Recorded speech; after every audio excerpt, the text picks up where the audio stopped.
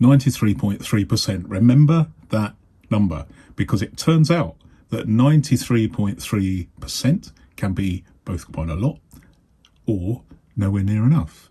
And I think that explains some of the disappointment surrounding this particular eclipse. But before we get to that, let me explain where we are. This is Penarth Pier, stretching out into the Bristol Channel. It was built as somewhere for pleasure steamers to land and somewhere for the Victorians to promenade elegantly by the sea. And despite one or two mishaps over the years, it's now been standing here for 139 years, which makes it a rather splendid place to walk right out over the water and wait for the moon to get in the way of the sun, something I've personally been waiting 26 years to see again. So we arrived early. At first there were only a handful of people on the pier, but gradually, as the appointed hour approached, more and more people began treading the boards. Then at 6:15 it began. No fanfare, no sudden plunge into darkness, but through the eclipse glasses, there it was. A tiny bite had appeared, and slowly, almost imperceptibly, the moon began moving across the face of the sun. There was, of course, an abundance of proper eclipse glasses, but some people had come prepared with some wonderful improvisations. Cardboard box pinhole cameras were actually quite impressive. Calendars projecting dozens of tiny crescent suns onto pieces of paper were fun. And then there were my daughter's welding glasses, which, as I'd rather suspected, became extremely popular. The suitably rated Shade 13 welding lenses, as recommended on the NASA website and mounted inside a simple cardboard surround, gave a wonderfully clear view of the sun, actually much clearer than the official eclipse glasses, which turned out to be a very good decision because they took an absolute hammering.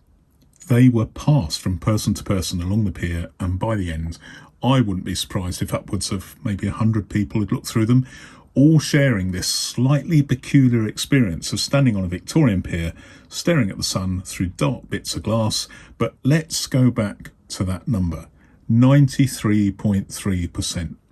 At maximum eclipse, the moon covered about 93.3% of the sun's disk from here, which sounds enormous. If someone told you they were going to remove 93.3% of the dinner, you'd certainly notice. So you might reasonably assume that removing 93.3% of the sun would make things, well, dark. But here's the strange thing. It really didn't.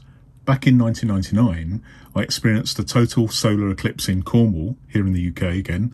That one really did go dark. Admittedly, there was plenty of cloud around to help things along, but when totality arrived, there was absolutely no doubt that something extraordinary was happening.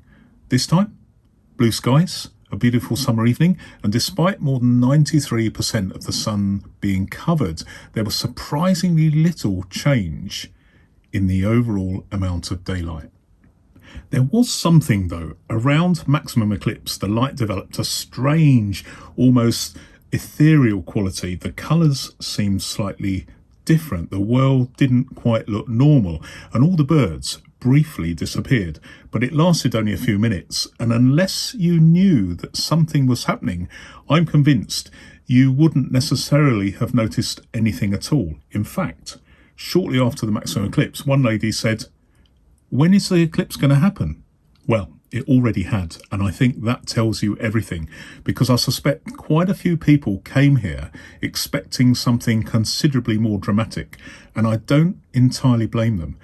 The eclipse had received a huge amount of publicity here in the UK, and some of that coverage rather blurred the distinction between what was a partial eclipse and what is a total eclipse. There were even news stories illustrated with spectacular photographs of total eclipses. Black sun, glowing corona, darkened skies, the full celestial apocalypse. Which is all very impressive, but it isn't remotely what a 93.3% partial eclipse looks like. And that's the important distinction. An eclipse isn't like turning a dimmer switch gradually down to zero. That final few percent makes an astonishing difference. 93% sounds almost total.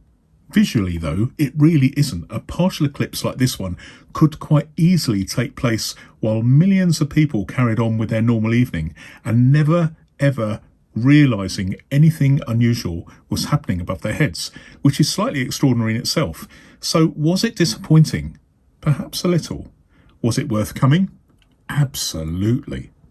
Because through the glasses, watching the moon slowly carve its way across the sun was still fascinating, and standing out here on Penarth Pier with hundreds of other people doing exactly the same thing made it feel like an event, a shared moment in astronomical history, if you like. But it also taught me something. When it comes to eclipses, 93.3% isn't 93% of the experience.